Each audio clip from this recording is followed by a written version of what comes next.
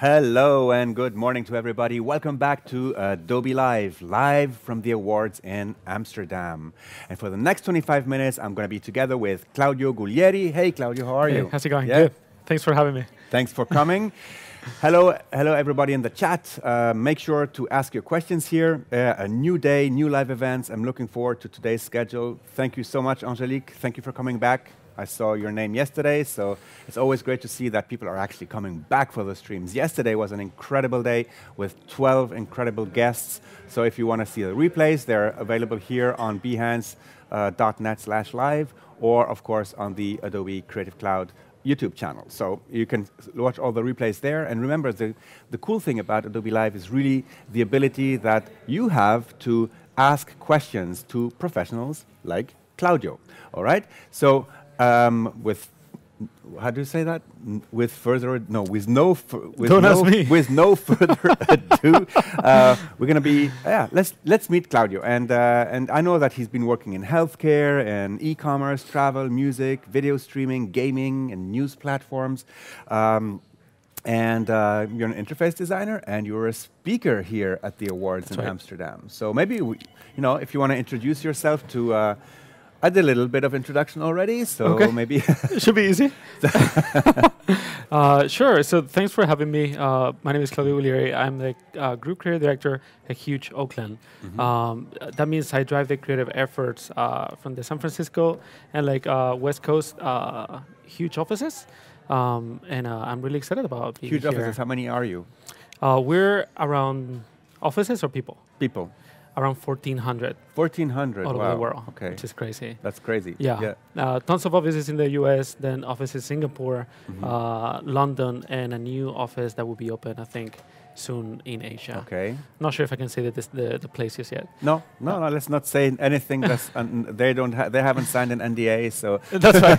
Sorry about that. All right. Tim is putting your work. Check out Claudio's work. Hello from Athens. Hey. From Winnipeg. Wow, that's very early in your morning. I know, that's crazy. Thank you for watching. Yeah. Yes, thank you, Tim. Tim is our super moderator here. Nice. He's always helping out in the chat. So thank you, Tim, for putting in the links. And as we talk, maybe there's things you mentioned. That's right. Let's do it. Tim can do it. So what was your talk about? Okay. Or what is your talk about? Was it yesterday? It hasn't happened. It hasn't happened yet. It's today, end of day. Okay. The name is How Far Can We Push It? Okay. And it's something that I'm really fascinated by. It's not really about my work. It's almost like a result of all these years working on this field. But it's basically, I go over what I think are the most important human abilities that influence our relationship with digital environments. So think about your vision or how much you can move your body and how that defines both your relationship with this environment, but also your relationship with, let's say, a computer or objects in a virtual reality environment as well. Can you anticipate some of that talk, or sure? Do you think that's jinxing it? No, I've done it before. It should be fine. Okay. Yeah. So, think about, for example. Do you maybe have some slides to? I have some slides to show. Yeah, why not?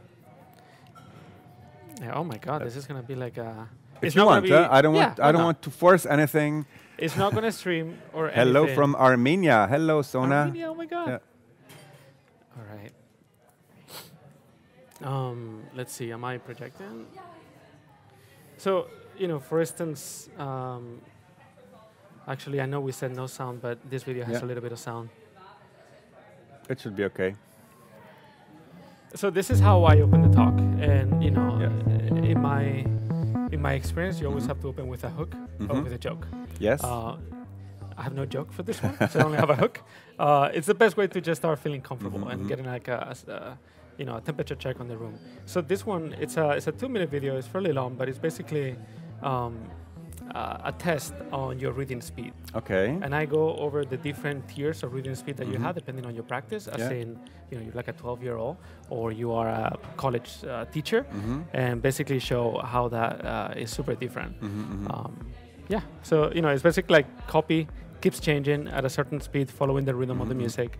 And it's always faster, faster, faster? Always faster. Okay, in the chat, let us know when you when you couldn't read anymore. Can they listen to the music? Can they Yeah, they can listen to the music. I don't have rights to the music. I apologize. Yeah. But, we have Agil from India as well. Wow. Yeah. What time is it in India? And it says under the screen that it's hosted by Stephanie. Thank you, Giuseppe, for messing that up. What? We have the lower thirds, you know, like with your name, hosted by. So I'm Stephanie today. Yeah. Hello, Stephanie. Yeah. That's right. And you know, this is Tim. That's the thing that's haunting me on Adobe Live. It's always the wrong lower third. South Korea, BB59. A truly global audience today. That's incredible. I love it. I've been to South Korea twice. Loved it there. Not too bad. Let's do a final round. All right, so get ready for it. This is the one that is super fast.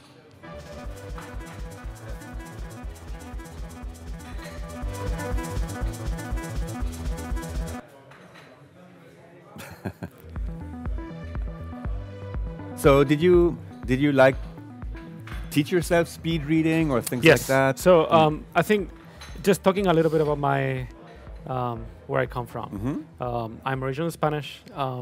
I studied, this is like 17 years ago, advertising, and after that I started this PhD on fine arts, and my thesis was about basically the intersection between fine arts and video games. I really miss college. I miss it a lot, and doing talks like this is something that I force myself to just do at least once a year, do a little bit of a research and being able to surface subjects that are interesting to our field that you don't normally see in these conferences.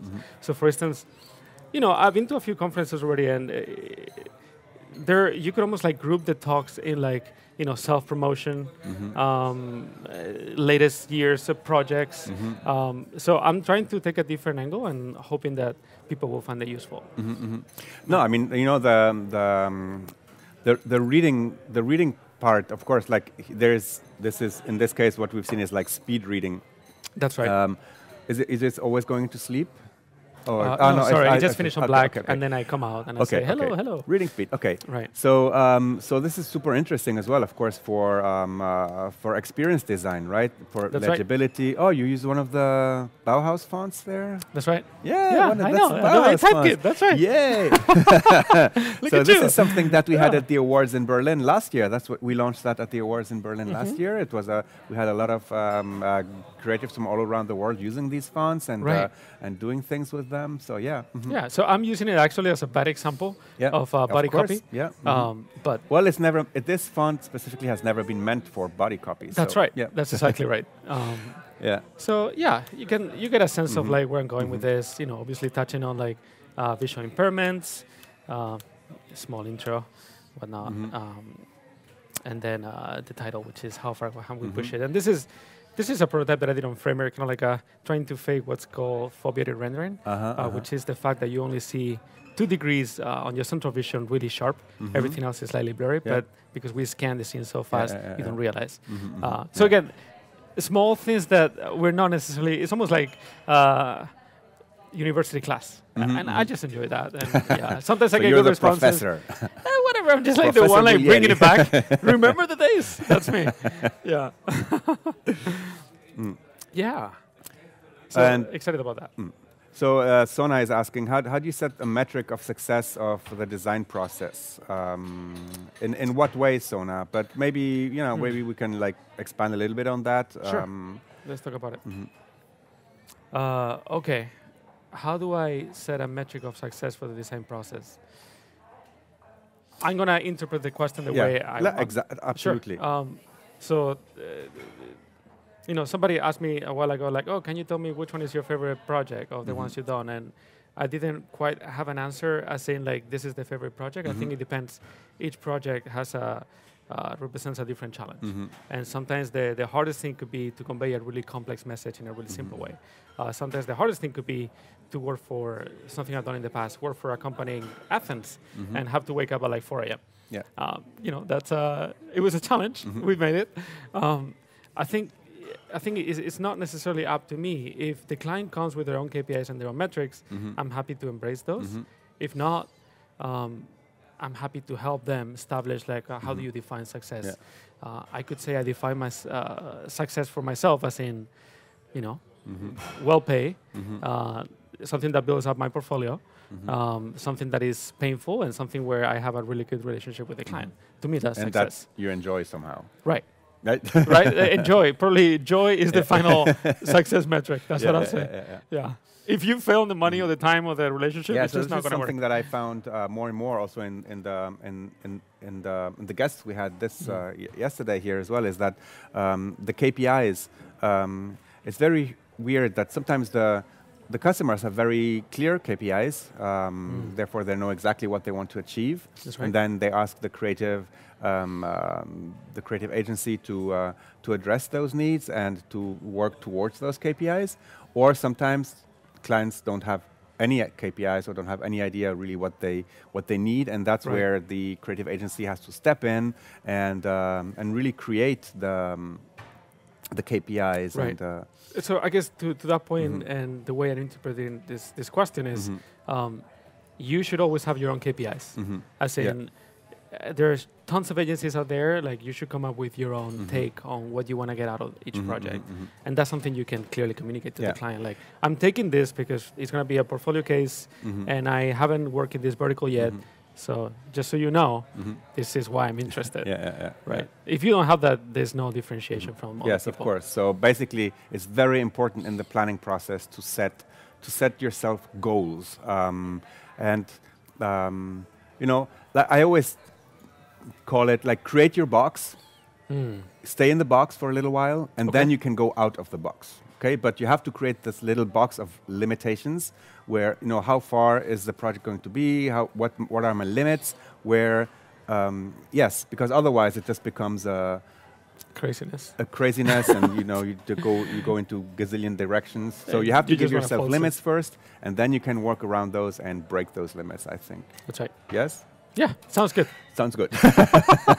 And the other thing, okay, so we were talking about text and reading speed. So how do you apply that in experience design? Like, what did it help you to achieve this knowledge? Sure, I think there's the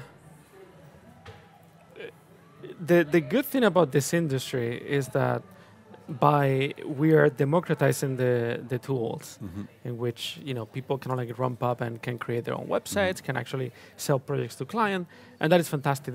I don't think there's ever been such a good time or well time to be a designer. That though has unexpected consequences, and that is we focus too much on what we can do with each tool to a point where we let the tools define the work that we do.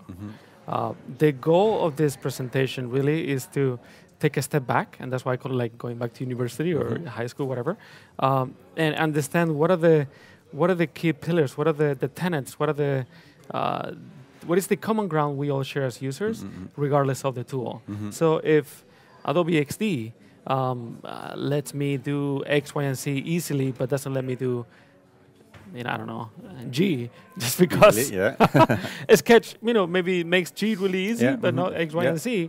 It's going to create like a bias on how I approach the work. And if we're not able to detach ourselves from the specific of the tool, we're just not going to be good. We're just going to be like following whatever term we're saying on Behance. So, sorry, this is a long answer to your question, but I guess I'm getting to... this is really the common ground we all have as designers. How fast can you read? How long the lines needs to be? How far can you move your body in a VR environment without feeling fatigue? Or even how much information, or how should you group information in a screen before you get tired and you don't know, where to look anymore? It's the foundation of everything, right? And because of where we are and how people ramp up to this industry, sometimes you see really, really good design details, but you don't see the foundation of it. Yes, and I think, this is a conversation I have time and time again, is, should I go to school? Should I not go to school? And then I always say, you know, if you have the opportunity to go to a school, and specifically a good school, it's really an opportunity to learn about all of these things, all of these constraints, all of these rules and regulations and history of why certain things are a certain way. Right. And like you mentioned it, to your point, like. You know, you have to know the tools, you have to know their limitations, you have to know their benefits, and then it's really like, you know, in your office scene, you know, you have all your tools, and you choose the right screwdriver to do the right job, right? Right, so right. Yeah, this article from, it's an interview to Milton Glaser, and he says, I never use a computer. I mean, he always has an assistant using the computer, and he calls the computer a perverse machine because it forces you to work in. That's Milton Glaser, yes. Like it forces you to work in ways it wants to work, right? Which, again, but you know, this was maybe true back then, like in the 80s and 90s. But right now, I think it's getting better. Yes, I think so. I mean, of course, it's always getting better. But how come? So this is why, and oh my God, this could become a. All right, let's do it. Let's do it. So this is why I wrote this article called "The Tools of Creativity," where I'm basically in. You know that we used to use Photoshop. Photoshop used to be the tool for everything, right? Yeah. Photography, interactive design. As we scale projects, it didn't stand up to the challenge, right? So like Adobe XD, Sketch, and all that came up, which is great, but the freedom you could have with Photoshop is not the freedom you can have with Adobe XD or Sketch. And it's not about organizing big, you know, tons of like artboards in a canvas. It's about finding what is the creative spark that makes your app different from another. Is your button still a bubble? Well, I don't see XD that's how I look necessarily as a creation tool. I see it more like a prototyping tool, which, you know... Okay, that's fair. You know, it all starts with sketches and post-its and ideas and empathy and you know, like things like that. And then you have to show your customer that this is how I see it as a tool. Okay? I love that you're saying this from a high-level perspective, but you're really here, and I'm trying to go like really grounded, as in, is your button still a bubble? Okay. Because I've seen that before. How is that? If you change the logo of the app, would that button and put a different logo, would that still feel branded and personal to that brand? That's kind of like the challenge that I encounter every day as I'm working with designers, right? There's a few questions here. So wait, just moving back a little bit. Designed and developed over 26 websites in the past 6 months, but still not able to design my first portfolio. Always feel that it's not up to the standards and creative block. Any tips? Yeah, so I'll let you take that. How do you design your portfolio, man? Portfolios are like the worst thing to design. It's really tough. It's like if you need, I mean, you know, people will tell you like, all right, treat yourself as a client, give yourself a deadline. Doesn't work. Like, you just need to do something that you feel like really proud of. What I normally ask people, and this is from my perspective also as like looking at portfolios, like looking for people that I want to work with, is choose your angle and don't be afraid to break the rules for a portfolio. Meaning, you know, it's your portfolio. You can go wrong with it. What's going to go wrong? The fact that no one is going to call you, that's it. Like, no one is calling you now. And personal projects are super important in portfolios as well. Not only projects you do for customers or clients, also things that you are passionate about. And it's all about the passion. A portfolio is your showcase, the showcase of your passion. And, and this is what people who are, you know, employing or looking for freelance talent are looking for. Is like, what's this person's passion, and can I leverage that? Right, and it depends. Some people, for instance, like if they do more UX and design, this is like a common struggle. They always say like, oh, what can I put in my portfolio if at the end the design is not, I haven't done the visual pass of it, right? It doesn't matter. Whoever is looking at your portfolio, if it is the right person, will see through that and will able to see your skills. So yeah, just go crazy. That's what I'll say. Yeah. I have this portfolio. I'm sorry. No. I was going to say like last year, and that's something I do. I changed the cover of my portfolio, and I write articles, and basically the portfolio changes. And that's why that's a way to keep it fresh, right? But it doesn't necessarily feel the rules of like, who am I? What do I do? It doesn't matter. So never give up. That's for sure. Like a portfolio is really a representation of of your inner self, your creativity, and you have to stick to that. And never put stuff you're not convinced about into your portfolio, and stuff you didn't like doing, because there will always be somebody out there that will ask you, I wanted just like the one thing that I saw in your portfolio, and that's the project you didn't like doing. Right. So focus on the things that you really enjoyed. Yeah. Probably that's the most challenging part, actually, like having most of the work that you get is based on something you've done before. So what is the line on the sand you want to draw that will land you that project that you haven't done yet, but you really want to do it? Exactly. Yeah.